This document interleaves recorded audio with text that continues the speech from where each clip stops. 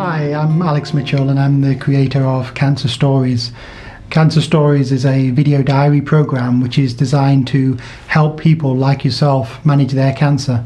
And the key aim is to record previous patients' experiences, really a wide variety of cancers. And these are patients who are genuine, real patients from Leicestershire who've given their consent to allow us to record their story onto DVD or the internet.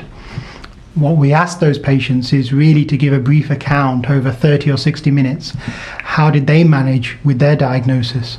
And hopefully by watching their account, you'll be able to pick out some common themes from one or more of those videos.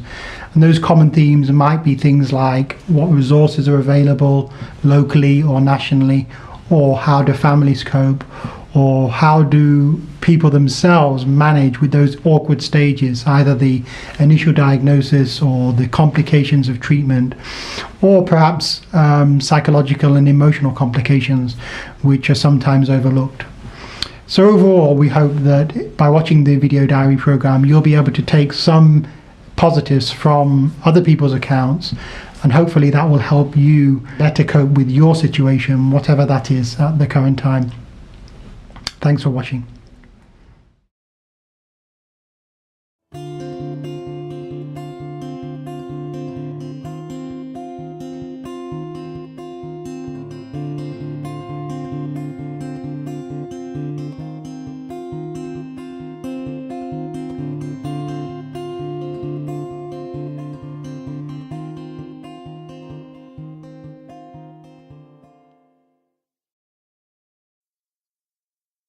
Okay, my name's Kevin Williams.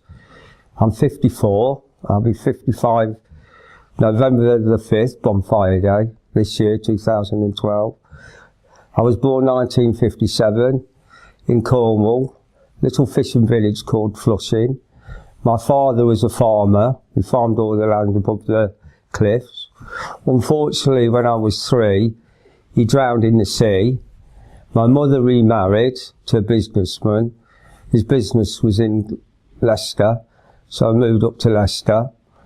I have 4 sisters and a brother. One of my sisters is my twin.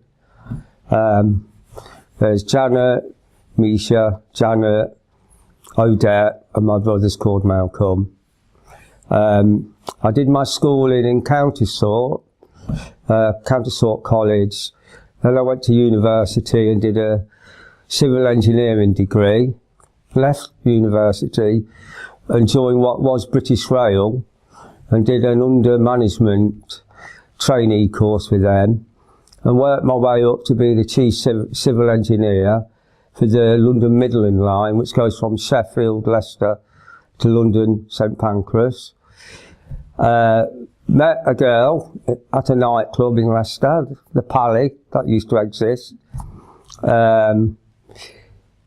We got married, moved out to Thurmiston.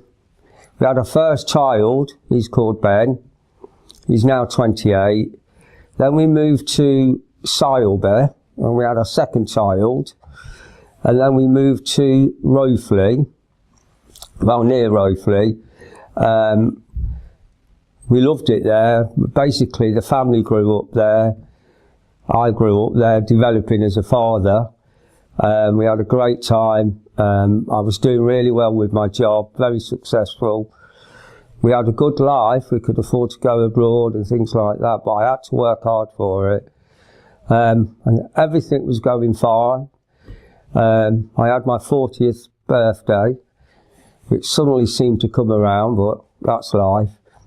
And then I suddenly started to feel not very well. Kept getting back pains and decided I needed to go to my local GP surgery, which is just round the corner. So I went round there and I kept going back and forwards about 8 or 9 times, and they just prescribed different tablets to try and take the pain away. And then I noticed I started to get bruises on my legs, but I just thought maybe I'd moved over in the bed and I don't know, knocked something or whatever. So I didn't take much notice of that. But as time went on, the pain was getting worse.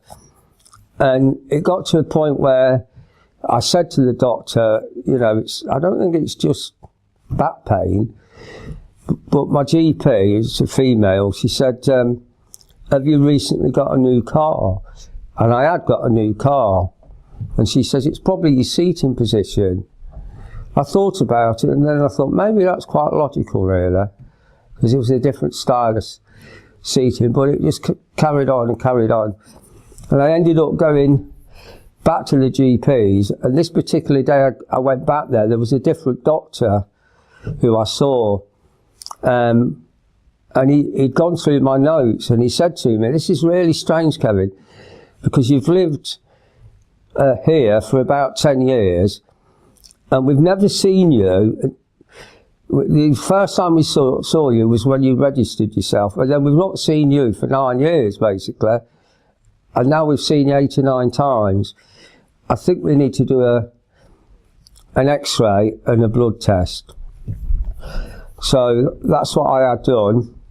We won't have the results for 2 weeks. So I carried on with my normal life, working, bringing up the children and things for 2 weeks. Obviously, in my mind, I wanted to find out what the results were.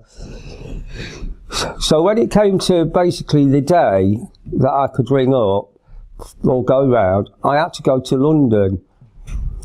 So when I was in London, I was running really late. And so I rang my wife up and asked her if she could ring and find out the details. So she did, but obviously they wouldn't give any information on the phone. So luckily I managed to get back before the surgery closed, and I went round and went into the doctor's room and sat there and, right, Mr. Williams, your x-rays are fine, there's not a problem with your x-rays, what we can see. But there is a problem with your blood results. We think you've got cancer. And that's exactly how it came out. We think you've got cancer. As soon as she said the word cancer, I never heard another word. She carried on talking, but I haven't got a clue what she said to me. So I just stood up and went home, walked in the kitchen, and my wife was doing the normal thing that a wife does, getting the meal ready and everything. And she said, what did she say then? And I said, well, the x-rays are fine, but she mentioned the word cancer. And obviously my wife stopped straight away. She was looking at the cooker at the time, and she stopped and turned around and said, what do you mean cancer? I said, I don't know, Kath. I can't remember. So she got straight on the phone and managed to talk to the GP, and she said, come round tomorrow first thing, which we did. And my wife came with me just so she could listen in detail. So anyway, the doctor then said, look, we think it's something called multiple myeloma. It's a type of leukemia. What we need to do to confirm it is for you to have another blood test. So they arranged for me to go to Loughborough Hospital within a day, and I had the blood tests, but it was going to take over a week to get the results back. Now, at this time, I'd actually got an office at home, and I remember doing some emails and things on my computer, and as I was working away, something inside my brain says, it is cancer, Kevin. You've got cancer. Deep down I knew I had. No one had actually confirmed it, but that's how I felt at that point. And then I was doing the same kind of thing as this. I was making a corporate railway video on the Great Central Line, which is a steam railway, to promote something. And I was in real bad pain. And I had to say to the film crew, look, I'm going to have to stop. I need to go home because I didn't live too far away from there to get some painkillers. So we stopped filming and I went home. And my wife was in the kitchen doing a normal wife thing. A friend was round and they were having coffee, chatting, you know, in the afternoon.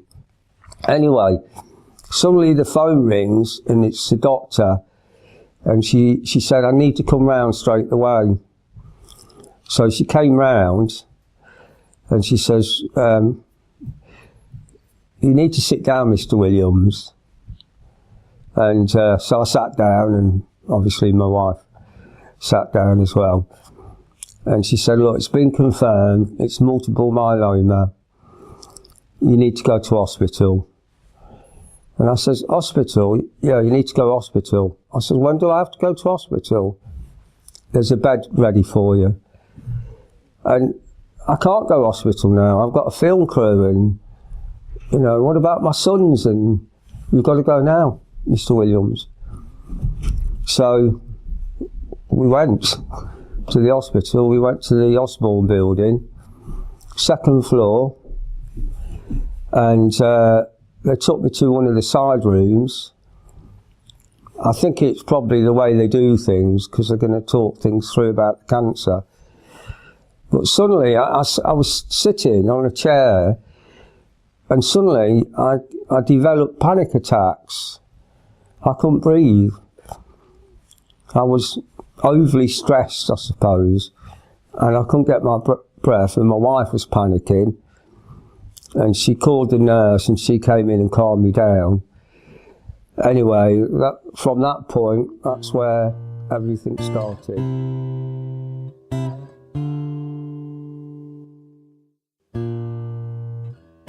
I'll say for the viewers that Kevin's here to tell us a bit about his life's journey around the myeloma, really.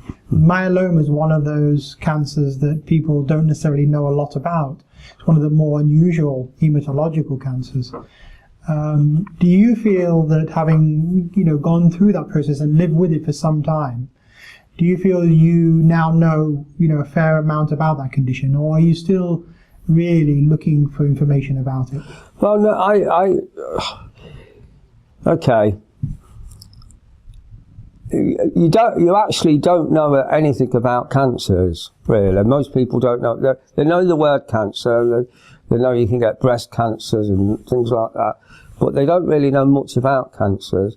All you know is the word cancer, and you either live or you die, and you have to have chemotherapy. But I wasn't actually told in detail what multiple myeloma is about, other than it attacks your bone marrow's all around your body, it affects your bones develop holes, so they become very weak, very brittle, so you can suffer breaks and things like that, but then obviously it gets in your blood and, yeah, quite serious. Now, in those early days, did you anticipate what was to come? I guess you couldn't have known what was going to happen later. You're full of questions right from the start, because what you're trying to do is you're still in the real world. You're still a working person. You've still got children, and your mind's it's going from your normal life to having to go to hospital, and so I was full of questions, and maybe not asking the correct questions, because all I wanted to do was I did ask, am I going to live? And obviously, well, you won't live if we don't do the treatment. But at that stage, when I first went into the hospital, over like 2 or 3 days, they did say to me I'd only got 6 months to live. and I got another panic attack then. So they got my breathing under control again. But obviously it was a shock. I stopped in hospital for 5 days, the first 5 days.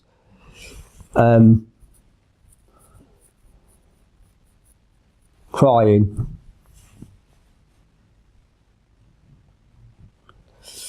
Yeah, crying a lot. And I remember after the first day, my wife had gone. She stopped as long as she could, but she had to get back to sort the children out of school and things. And then the next morning she came to see me, and as soon as she walked through the door, I cried again, because I was on my own all night. Really. The nurse popped in every so often, but 80% of the time you're on your own. And what do? You think a lot. What's going to happen, and what about my children, and what about my wife? All those things go through your mind. So she walked through the door in the morning, and I started crying straight away. I had another panic attack, and anyway, the doctors came round, and Kath asked certain questions, what's going to happen, and how long is he going to be in hospital. And the doctor, his name's Dr. Hutchinson, he's retired now, absolutely brilliant guy. He just says, we can't say anything yet to you both because we need to do certain tests. So, you know, we're not being vague or anything, it's just that we need to understand exactly how severe it is. So anyway, she left, and she went, because a friend came with her for support. She walked out into the corridor, and I heard her cry. And what the crying was like, I don't know if you've ever seen these African people when they're at funerals and that, and they wail. You know, they're not like us, well, and that's what she sounded like. I mean, it obviously is a condition where relatives can be hit very hard by the diagnosis, just the way patients can. And sometimes clinicians forget, you know, we should really be supporting the whole family, if possible, through this experience. Well, I mean, the fact is, they're going through it themselves as well. It's as if they've got it, really. But the thing is with them, like with Kath, she's got to carry on bringing the children up and running the house and things like that. I mean, I was fortunate because of my sort of work, my stature in my job and things.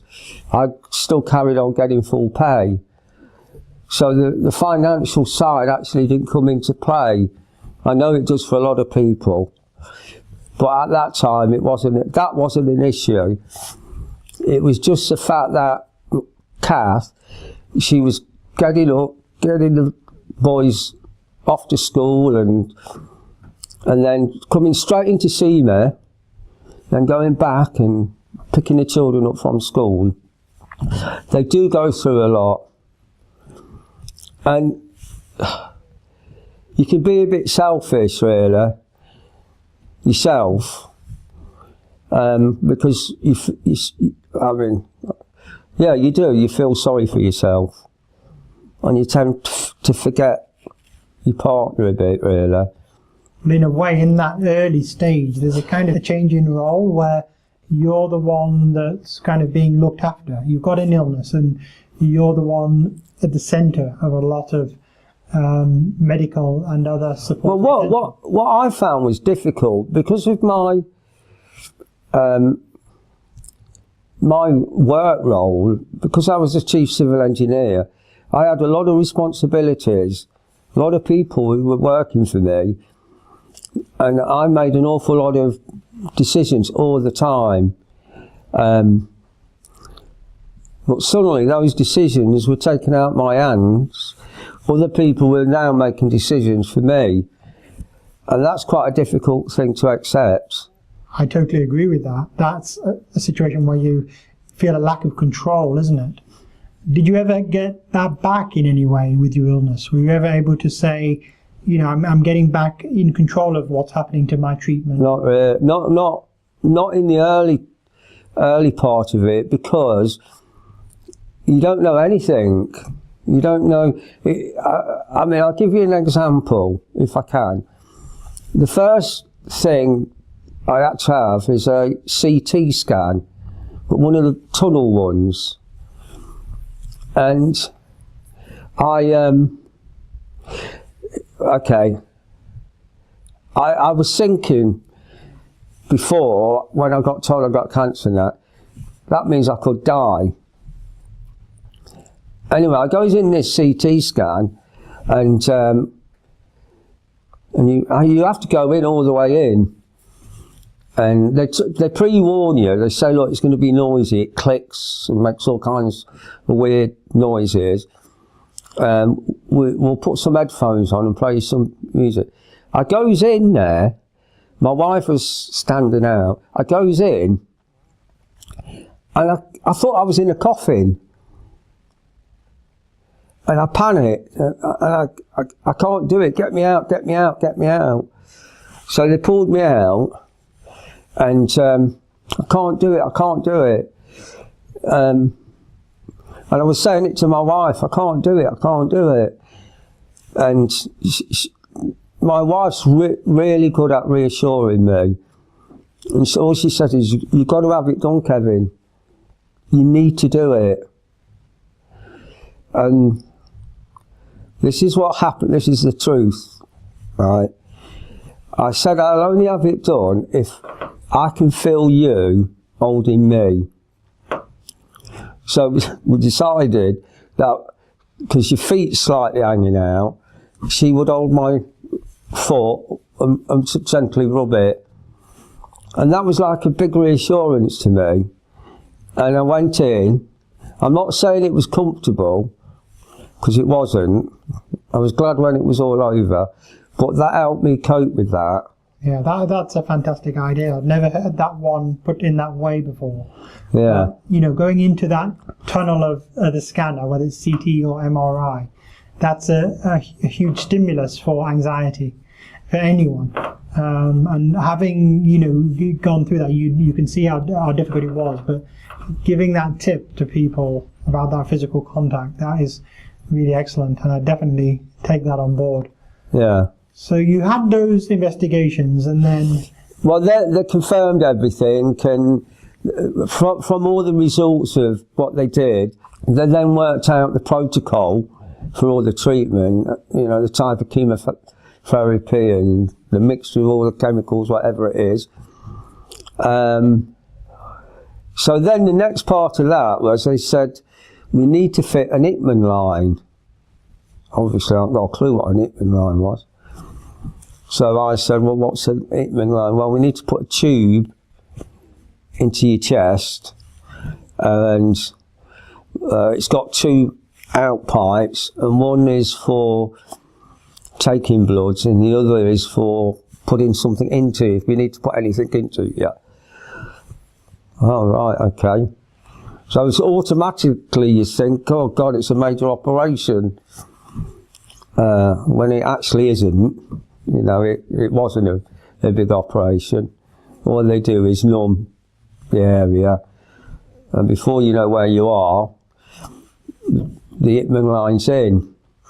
But again, you don't have any control over it. You've got to have it done. Well, you do have.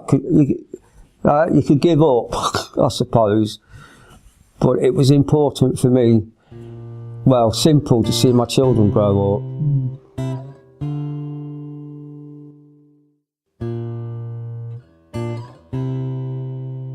Anything you say to yourself, like psychologically, when you're facing a difficult procedure, you really don't want it, but you think, I've got to have it? Believe it or not, there's me, At that time, with all this responsibility, with my job, not forgetting my family, but with all the responsibility of quite an important job, people could get killed on the railway if it's not maintained correctly and that. So there's a massive big pressure on you. I could cope with that, but I couldn't cope with things like they were going to, like just having an Hitman line put in. I found I was scared stiff. Again, I had a panic attack. Were you ever in the position in your job where you were told to do something by, you know, a senior manager or something that you didn't want to do? I'd never do that. I would never do that because I knew what the rules and regulations were with the safety, and I would never jeopardise the safety of a passenger. No. But the reason I ask that is because you might feel that that is a parallel to being unwell and asked to undergo a procedure which you really don't want. You know it's going to be good for you in the end, but it could be painful, or it could be the fear of the unknown, a complication. You know, there's many reasons you might not want it, and it's almost like a health and safety issue for yourself. Okay. I'll tell you what I found was a problem in terms of the medical side of things. Was they told me I had to have a bone marrow test. So what's a bone marrow test? So they explained it to me. They have to put a needle in through your buttock and then into your bone, and they have to take out a sample. And my first question was, does it hurt? And well, just a little bit.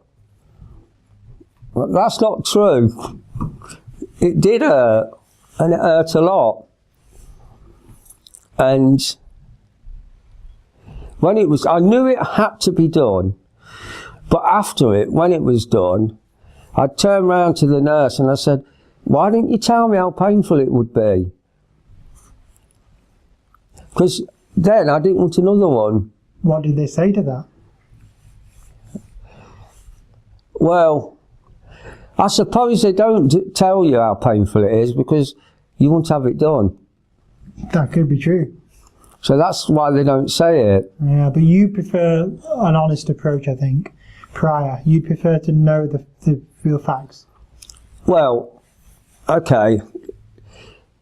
I did have to have another one. Well, in fact, I had two others, but the next one, because I knew how painful it was, I said to the nurse, it's amazing when you attend hospitals a lot and you attend the same wards and that, you get to know the nurses really well.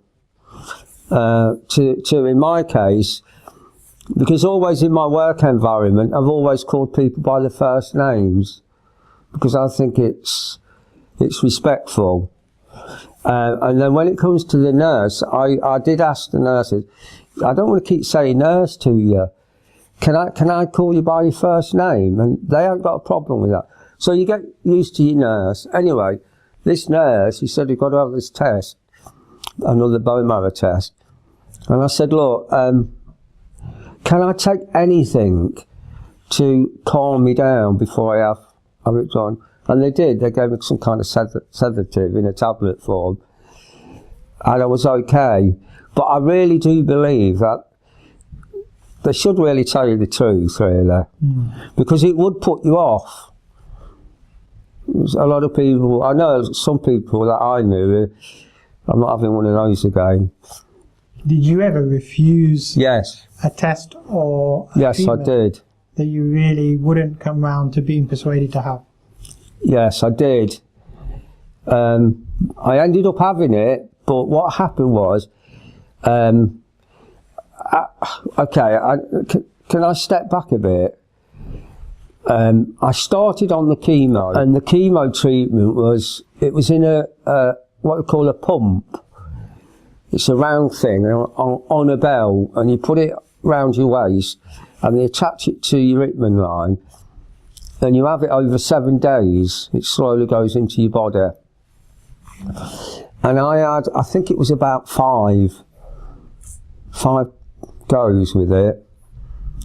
And they told me what happens is the multiple myeloma will stop growing, but will reduce down to what they call a plateau.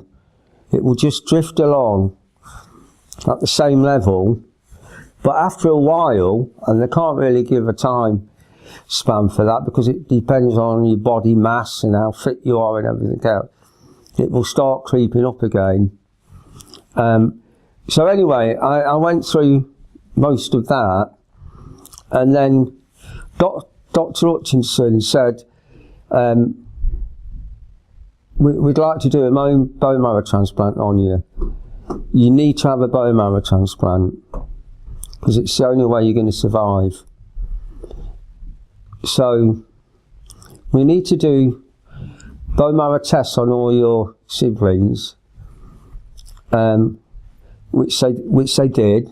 Everyone said yes, and this is exactly what happened. I got an infection, which you tend to get infections when you have chemotherapy because it reduces your immune system down. So you're prone to getting quite severe colds and things like that. So they get you into hospital and you get temperatures. So they get you in and put you on antibiotic drips because it's the quickest way to clear it up. So I had this particular bug, and I went in, and you know, in hospitals, you've got your own folder. That's your folder. It's all about you, with all your results, your blood results, and everything. And it's at the end of the bed. It was at the end of the bed in my case. And this particular day, my aunt came up from Cornwall, called Auntie Val, a pure Cornish woman. She came up, anyway, she came to see me with my wife, and all the bone marrow tests had been done weeks before, and we're sitting there, well, I'm in the bed and they're sitting on their seat, and Dr. Hutchinson's deputy, Dr. Hunter, another nice person, came in and she said, "Do you know the results of the bone marrow tests?" I said, "No." "Are you not been told?" "No." And she went to this folder at the bottom of the bed that's been sitting there for days and days, and she opens it up and she says, "You've got a perfect match in your twin sister." Right. My wife,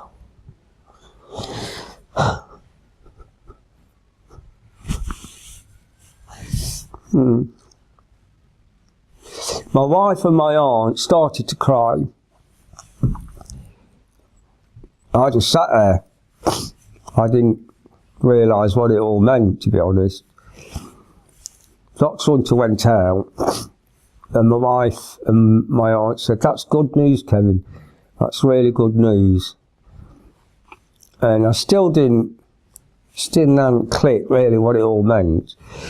Till about half an hour later, my wife said, "You know, that's a chance of life, Kevin."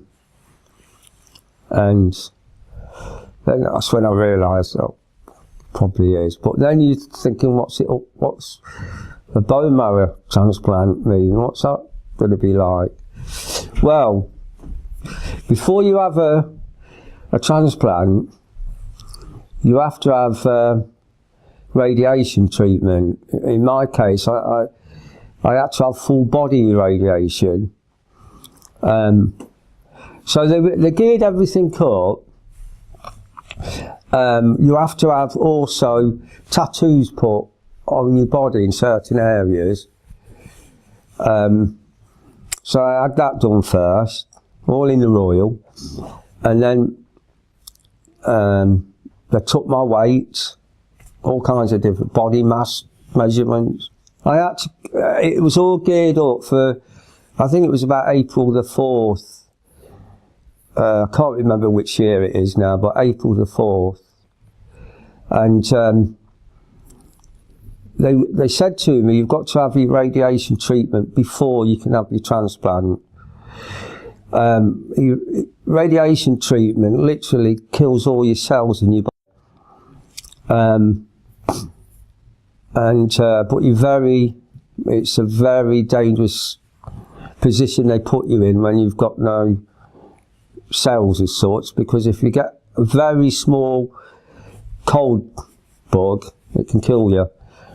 But anyway, what happened was I had to go down in the Osborne building, down in the radio treatment centre thing, suite, and see the consultant there.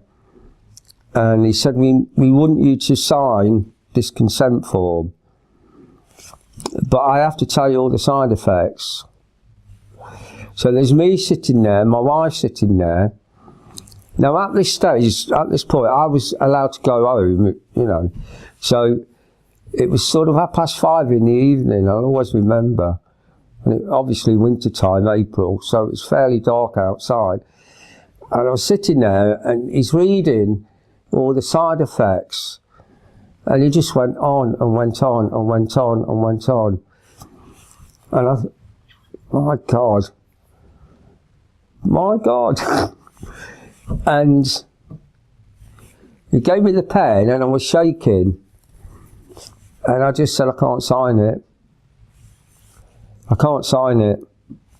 I was scared. Absolutely petrified. And my wife turned around.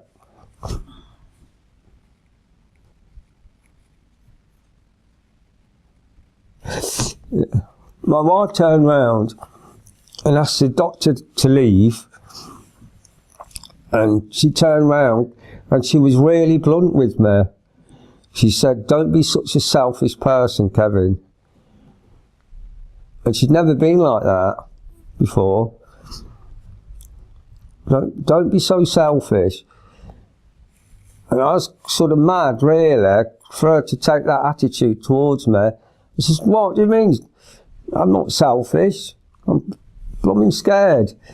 Don't be so selfish, Kevin, because it's not just you. It's me.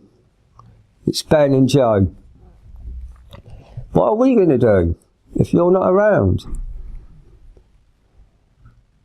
And again, this reassuring thing from Kath made me double take and double think, and I signed it. Now you raised something interesting right there to me, which is about how much do we correctly explain very complicated procedures in terms of side effects. Sometimes we can overwhelm somebody by listing them all almost randomly, rather than making them meaningful for somebody.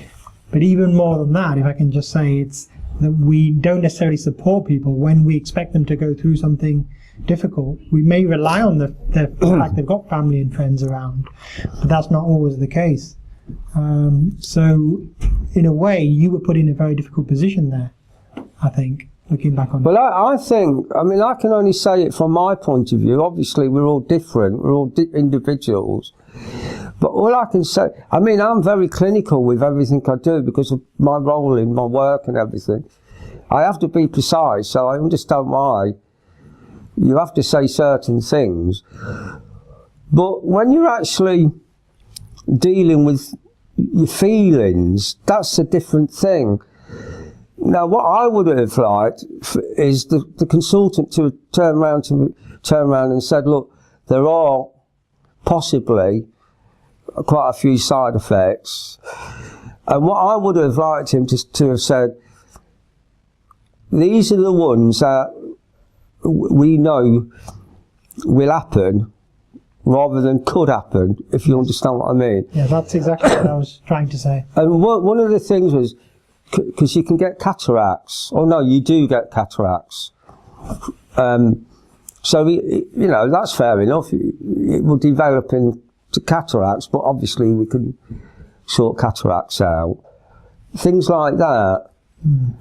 Rather than what, you know, like you've just said, so, you know, some of the clinical, medical sort of terminology, it's too much for your brain to cope with. Now let's take an overview of all of your pathway through the myeloma, the diagnosis, the treatment, and the recovery period. How do you feel overall it was handled by the medical profession and nursing profession? I could answer it in two ways. The first answer is they saved my life. What more can I say? I never had a problem with any of the nurses or doctors. You know, you get used to, as I said before, to the doctors and to your consultants. They know you, they get to know you. You know, they know basically when you're going to cry. The nurses, they know how to cope with that side of things.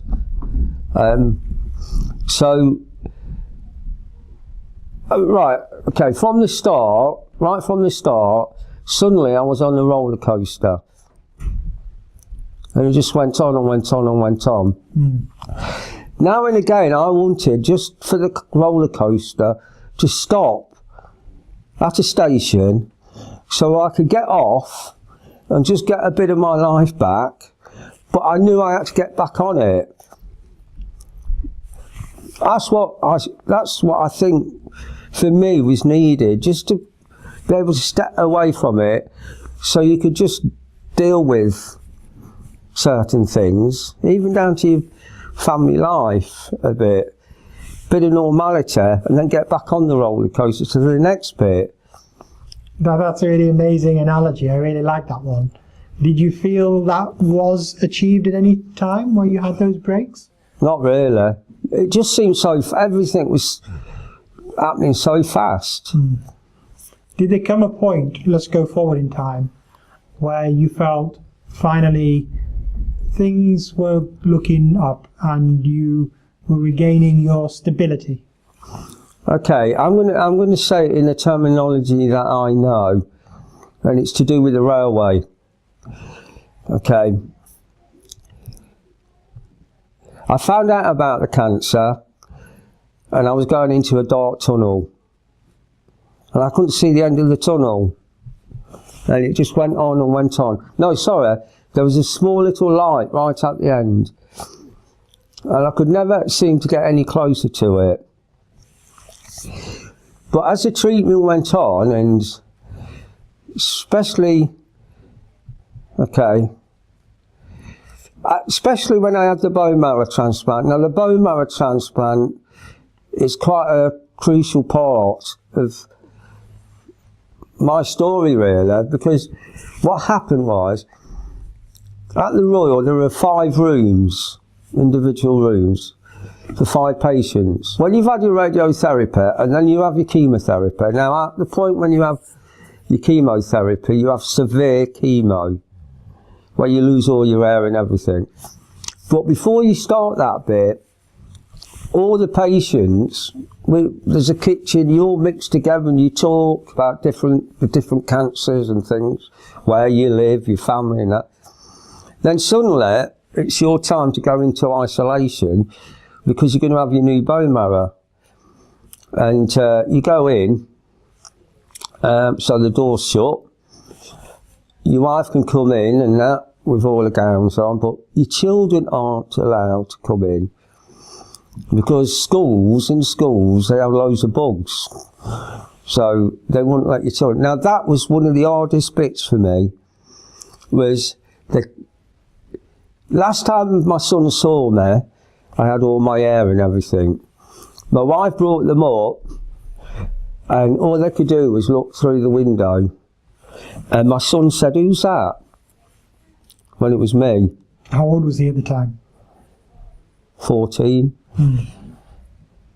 And I wanted to cuddle them because I was going to start my serious treatment then.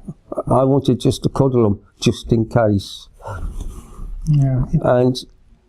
It sounds like to me a rather almost cruel situation where you're detached from them. They're looking at you as the person unwell. They can only remember what you used to be like. Because I was always a dad who'd always get involved with them take them football or whatever, go Bradgate Park or wherever they wanted to go. Suddenly, there's this guy in this bed. I'd lost weight as well, with no hair, and they just didn't recognise me. And it was very odd, because also I didn't think I was going to see them again, which is very, very difficult. I didn't cry. I cried when they went. Definitely. I can totally understand that. But yeah, that's hard. But then I carried on, and you still have blips now and again. You know, something, I mean, you see, I always like to keep myself clean and tidy. I have self-dignity and everything else. But suddenly you know, you've got diarrhea because of what you're taking, and the nurses have to clean you up, and you can't, well, you don't get any air anyway, but and that's difficult. But you have to get over it. I used to just used to, because I saw some children with cancer, and, you know, only 5-year-olds, 6-year-olds. And I used to think to myself, at least I've lived 40 years. And that's how I used to get myself over it, when I felt really low. But then what happened was, and I did, okay, the other thing was I didn't understand what the transplant was going to be. I didn't, because I wasn't really given much information as to what they were going to do. You know, a bone marrow transplant, wow, you think it's going to be a massive big thing. But they said, oh, we're going to do it tomorrow, Kevin, about 11 o'clock. And so the following day, my wife came, in fact my elder sister came as well, and this nurse came in, and she's got a big syringe, and it was full of reddish pink blood, bone marrow, whatever it was.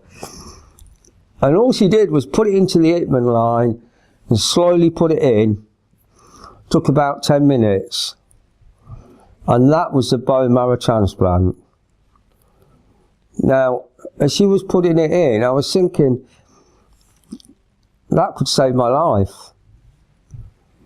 You know, that could save my life.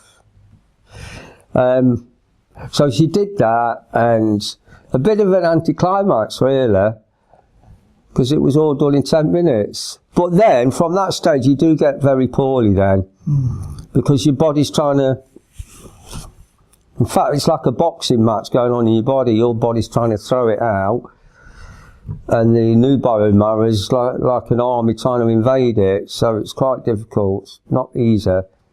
But I got over it, and I kept saying to my wife, how's such and such doing, and how's, oh, yeah, they're okay. And anyway, it came to the day that I was going to be allowed out, which was about 16 days later. I was going to be allowed out the room. And before I went out the room, my wife said, oh, I've got something to tell you, Kevin. Because I'd noticed loads of people over the 16 days walking around and things. And I've got something to tell you, Kevin. And I said, what's that? The other 4 guys had all died while I was in there. And then I was really sad, obviously. But I also thought, I'm a lucky devil. So that's when it started to be a bit more positive. And then going through, still this tunnel thing, travelling through this tunnel. And the light at the end of the tunnel was getting closer and bigger and bigger. And then I remember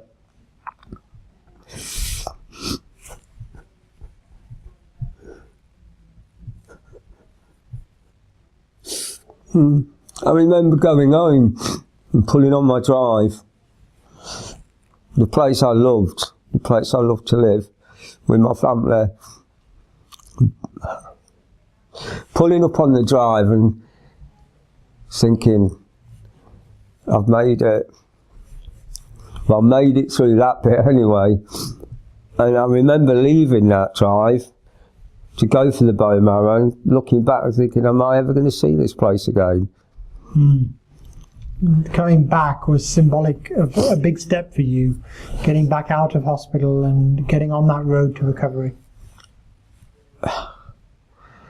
Yeah, I mean, yeah, you don't know, obviously you don't know what's going to happen, but yeah, just to see your children, to be in your lounge again and... To do those normal everyday things was then a pleasure, of course. It was just good to have your boy sitting next to you. That sort of thing. Sleep in your own bed. Was there anything you were then able to do that was really remarkable for you? You thought, yeah, I am getting back to the old me, you know, it's not all lost. Okay, I'll tell you what happened. I was very weak. I lost a lot of weight whilst I was having all the treatment, so I was very weak. And it took me a lot just to walk around. And I ended up just getting up and just sitting on the settee, or laying on the settee, feeling really sorry for myself. My wife carried on with the normal daily things, and I ended up watching TV. I deemed myself to be a fairly intelligent guy, but I ended up watching daytime television, and it's not good for you, you know. And I was watching what was Jerry Springer, and it was one of these weird things where my husband's gone off with my sister's second brother's type storyline.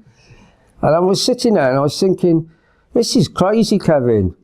What are you doing? Just sitting here watching that? So I got the remote and switched the remote off. And then I walked around the house to see what needed doing. And from that day I changed. It was hard work doing simple tasks, but I made sure I did them. Now we were coming into the summer time then, so the weather was brilliant and that. So I even went in the garden and did a bit of gardening. Again, it wasn't easy, it was hard work. But I used to do a bit, have a rest, do a bit, have a rest. But I started to feel normal. I really did. Yeah.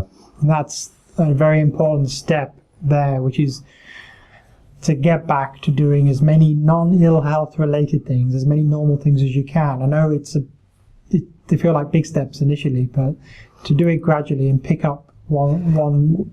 My biggest goal in terms of proving something to myself, like an achievement, was I lived in a cul-de-sac and I wanted to get out from the cul-de-sac and walk right to the top of the road.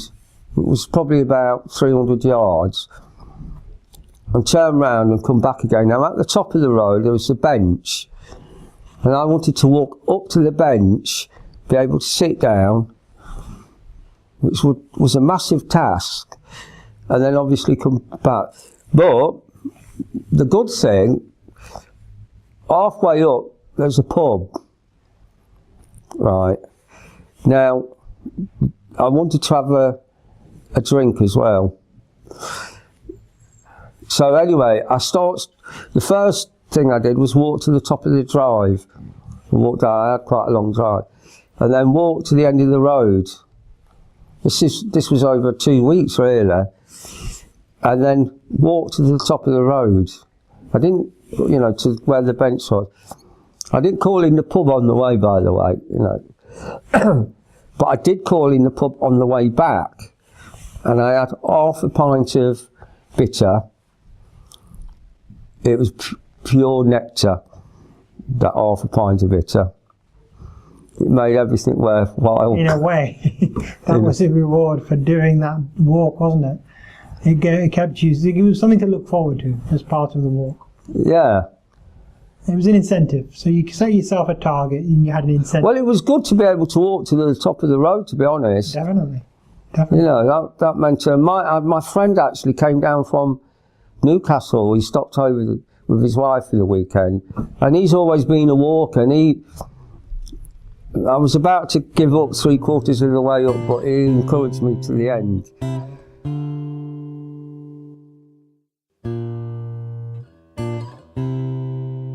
Now let's have a think. How you're doing at the moment, and looking towards the future. What do you think the future holds for you? Well, it's been a bit rocky since the transplant. There's been various side effects that have occurred. Cataracts. I had to have cataracts operation. Then I have something called graft versus host disease, which is your body still fighting with the new bone marrow. The doctors still like to see that happening because it shows that your body's active, but it can actually go out of control. So you have certain treatment to try and control it. Now in my case, it's affected my skin, it's affected my nails. I've lost my leg. So I'm having to cope with that, but again, I've got a new leg that I'm practicing with. I do fairly well with it. I have an automatic car now, so I'm managing to travel around, catch up with loads of my friends. Unfortunately, my marriage broke up 4 years ago, down to all the pressures. In fact, my wife turned around and she says, "I love you, Kevin, but I don't love you the same. I became your carer." Which I could understand all that, and she went through no end of pressures. So anyway, I now have a new partner. She's called Caroline. She lives in my village.